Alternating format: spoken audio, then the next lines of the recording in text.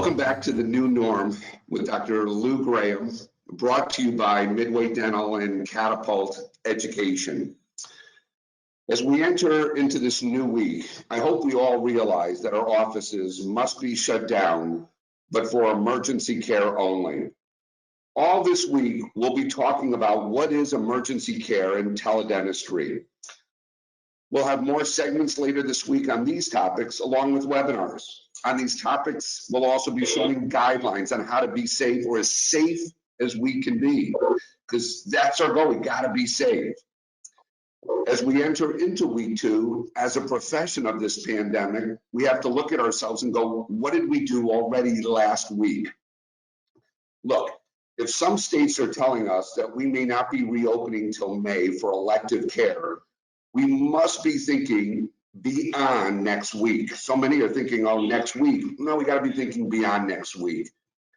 Have you put your team on unemployment? Yeah, I know this isn't easy, but if you haven't, you could be spending unnecessary dollars, and in no way am I happy with this situation. But last week, my team and I, we had a group team call, and they all went online together, and they did it together, filing unemployment.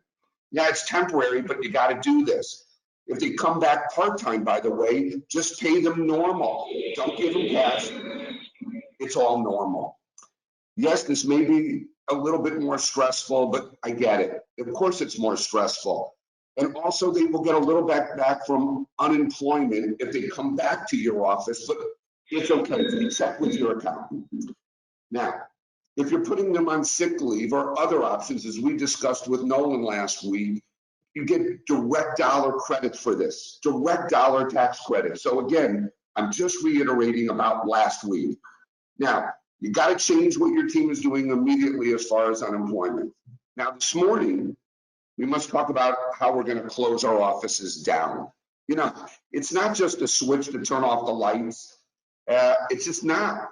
And today I'm going to be joined by Randy Smith, the man who runs Midway Dental Service Department, and he's been doing this over 20 years. So listen up. I'm telling you, listen up.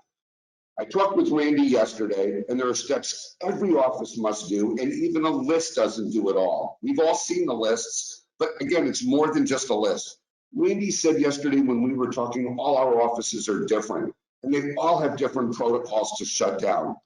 So what we're going to be doing is, if you go to education, again, education at midwaydental.com, you'll see a list of the initial basics you must do. Then we'll be posting videos that will really be regarding certain equipment. And with all that, that's great. But Midway is even going beyond that. Midway is offering complimentary FaceTime appointments. You're going to call the number below. You're going to schedule a walkthrough when you're at the office this week. It's got to be this week. I mean, do you really want to come back to a smelly plaster trap? Oh my God, no. If you need further help beyond just a FaceTime walkthrough, Midway will schedule a tech to come out. You must get this done. If you are a client from another distributor, call them, get FaceTime. This is all about lowering our stress. So let's get to Randy.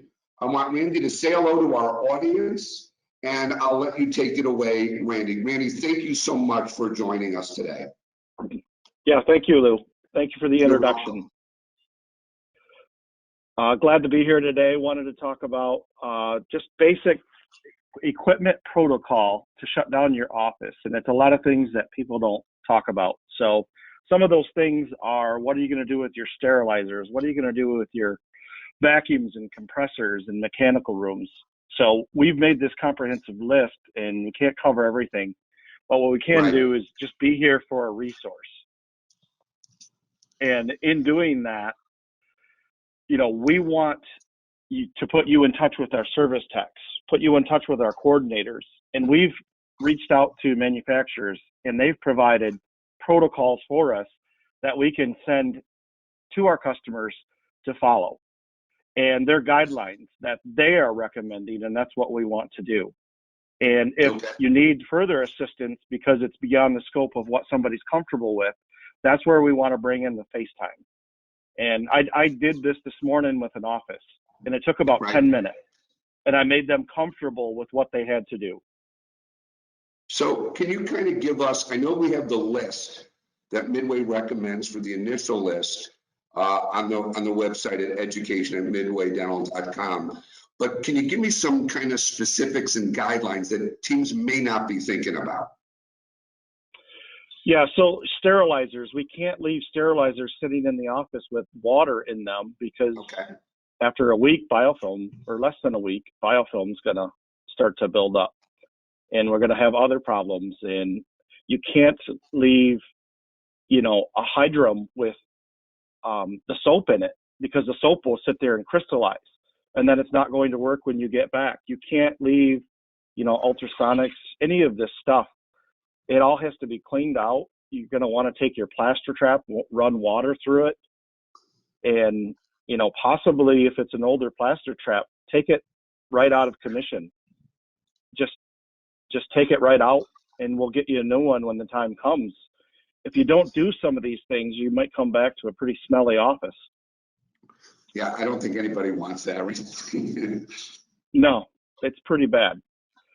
So the other thing is there's a lot of doctors out there with old wet ring pumps. And if those pumps sit for a week or two, they're going to seize up. And there's really nothing you can do short of, if we're able to run those pumps at least once a week. There's some dry vacs out there that will seize up, as they sit. So these are all things that, we want to educate you on and try and get you to understand. Otherwise, a lot of offices are going to come back to, a mess and a lot of problems when they go to start up. And how soon do these problems start? Let's assume we're not back at work for, let's say 8 weeks. I know everybody's nervous with the number, but let's say it's 8 weeks. So give me an idea what could happen in 8 weeks if someone goes back to the office, they've only been seeing emergencies, what can happen? Well, they might come in one day and they haven't seen an emergency in a couple of weeks. And like you said, you go to fire up the vacuum or the compressor and something's wrong. The compressor might be, seized up, or the vacuum might be seized up. And who knows, you could come back to an office and there could be a flood because you didn't shut off your purifier or your distiller. There's a lot of unknowns out there, and these offices are not used to being, shut down for any length of time. Okay, so let me ask you this. So for the viewers out there, so they're going to have to go back to their office this week, no matter what. Even if the lights are off, the assistant, somebody has to go back to the office from the team and start following a step-by-step instruction. So you've got the basic list. And then the second thing they could do is they could call and make an appointment, and a technician could FaceTime them and walk them through all the key things, all the things you're talking about, and feel comfortable about closing down the office. Yes? Yes. Okay. And I think if there's a piece of equipment that they're not comfortable with, we have the text for service, and they can send a picture of that piece of equipment, and we can give them the manufacturer's protocol. I think that's great. And obviously a technician could go out if they couldn't figure this out, just to safeguard the office. I mean, that's always the option. But if the office does, let's just say, 20 of the 25 of the 27 things, then the technician can be in and out of there and not spend his or her time really going through the entire list. Wouldn't you agree? Correct. Yeah, I would say that do all the things that you can do yourself, and then, call your dealer, get a hold of us to get the correct information on the things that you're not comfortable with. I think that's great. And I would say this is for all dealers. I mean, I get how great Midway's being with their customers, but for the Patterson, Shines, and because all of them, they've got to really get all their offices closed down the right way beyond just sending out a list. And I think that's our takeaway today. And we're just trying to stay steps ahead at Midway, getting their customers comfortably closed. So when we open, we want to open without stress. We want to open day one and get it going. Yeah. Okay. Yeah. And what we also want to do is, as you have this list in front of you, we're going to have the reverse in protocol when they go back to work. They're going to have to go in a couple of days ahead of time and get, the water turned back on, get the purifier going, get the sterilizers, run a few cycles without, any pouches or anything in it. We're going to want to make sure all that stuff is functional before we get back to work. Okay, so the simple question then is, so let's say we're reopening our doors May 15th. I'm just picking a number. Okay, May 15th. So how much earlier before May 15th, if that's the date, don't quote me, but if it's May 15th, when does somebody go to the office and start doing all this and follow the guidelines that you'll be sending out? How much earlier? Day before, 2 days? I would say 3 to 4 days, because if you have a problem or your vacuum is seized up, all these dealers, we only have so much bandwidth.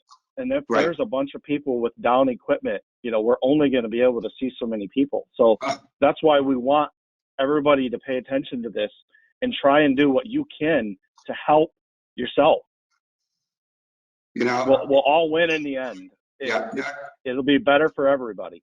You look smart, but you're even smarter. I love this idea of prepping to close and prepping to open, because we're going to be hopefully so busy when we open our offices back up. The last thing anybody wants to do is have a down pump or a down vacuum or whatever all this equipment involves, because we know it involves a lot. Okay.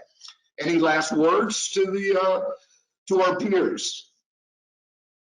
No, I just reach out. We're all here, and it doesn't matter if it's Midway, Benfield, Shine, Patterson, anybody. I think we're all here for our customers, and we gotta work together to take care of our customers and make sure that they do the right things right now, so they don't have all these problems down the road. Randy, thanks for your time. Up next, our next segment will be involving teledentistry, OSHA's next steps. What can we do to be safe with our emergency care? Stay tuned. We'll see you very shortly. Thanks, Randy. Thank you, Lou. Bye. So let me be clear. We want to hear from you. We want to hear your questions. So what we want you to do is we want you to go to education@midwaydental.com. Shoot us your questions. We'll go right to the experts. I know I'm not the expert, so let's go ask the experts what we should be doing as our next step next week, the week after, and thereafter. I look forward to hearing from you.